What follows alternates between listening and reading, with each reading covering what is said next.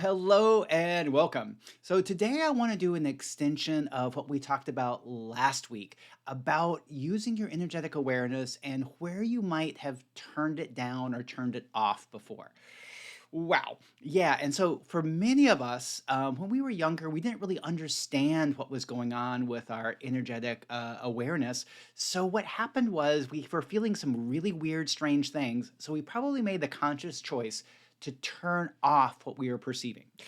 Wow. Yeah, and the thing is we did that for some very good reasons because it seemed like we didn't understand what was going on and it would make things easier if we turned off what we were perceiving. Whoa, and I get that a lot of you did that. I sure did it. Now, the thing about turning off your energetic awareness, it's actually impossible. It's just like trying to turn off one of your senses. But the thing about your energetic perceptions, and you have probably more than one of them, what happens is you can't turn them off. But when you ask them to turn off, you're really what doing is you're separating your conscious awareness from what you're actually perceiving. So what's going on is you're still perceiving it in the background, but you no longer have any conscious awareness of what you're perceiving. And that makes things feel kind of weird and strange, and it makes things really hard to figure out. Like for many of us, when we be out in crowds or around like a lot of people, we can feel like we're uncomfortable, we don't fit in. Whoa, something's wrong with us because we feel like we shouldn't be outside.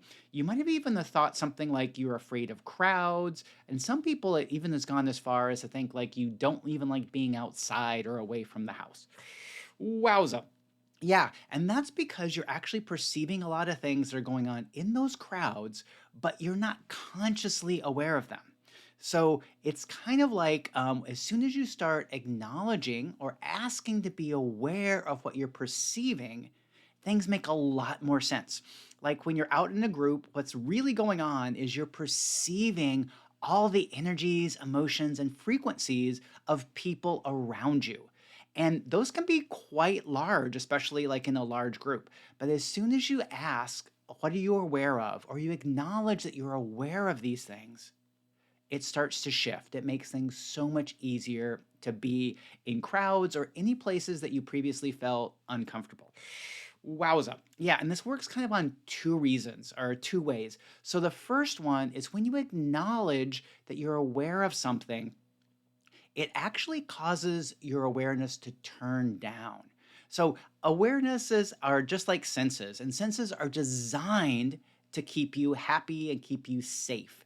And so, what happens is if there's something that you should be aware of, but you're kind of ignoring it, that sense will keep turning up and up and up, getting louder and louder and louder. Wow.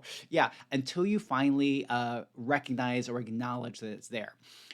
In some ways, it's kind of like a little kid. Like if a little kid wants to get your attention and you're ignoring them or you have something else to do, they'll keep getting louder and louder and louder till you finally pay attention to them. Woo! And your awareness is like that. And as soon as you acknowledge, oh, there are a lot of energies up, that awareness goes, oh, I've done my job. I can turn down that sensation. So one that makes it just so much easier right when you acknowledge that. The second part, it works so much on your self worth and how you fit into the world because you're constantly looking at how you fit into the world. You're looking at your perception of yourself and how that fits in. Now, if start to be aware of what's going on around you, you kind of recognize then that, oh, it's not that you're weak. There's not that there's something wrong with you. It's just that you're aware of all these other energies that are up in your world or up and around you. And when you acknowledge that, it kind of removes the part around you thinking that there's anything wrong with you for feeling that way. Ugh.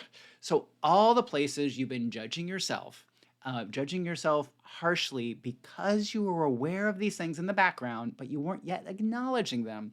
Woo, do you choose to release, let go, and or allow all that to be removed from your reality now? Ah, yes, I choose that. Whoosh, out, out, out, out, out. Woohoo! Vaporize, liquefy. Yeah, and that's the part too is once you start looking at like what you're really aware of and you're aware of so much more than you think you are. Ooh, let's do a quick clearing on that, because sometimes we're worried about if we're going to be aware of more things that makes life harder. Ugh, yikes. So everywhere you told yourself or you believe that if you're aware of more of the energetic world, it would make your life harder and make things more difficult. Ugh. Do you choose to release, let go, and or allow all that to be removed from your reality now? Ah, yes, I choose that. Vaporize, liquefy, vaporize, liquefy. Yeah, and I found that the opposite is actually the case. Because the more you allow yourself to be aware of what's going on, the more then that things just like automatically will change and shift. Like I mentioned about the crowds, and it's also true about other entities and energetic forces, which is a topic for another day.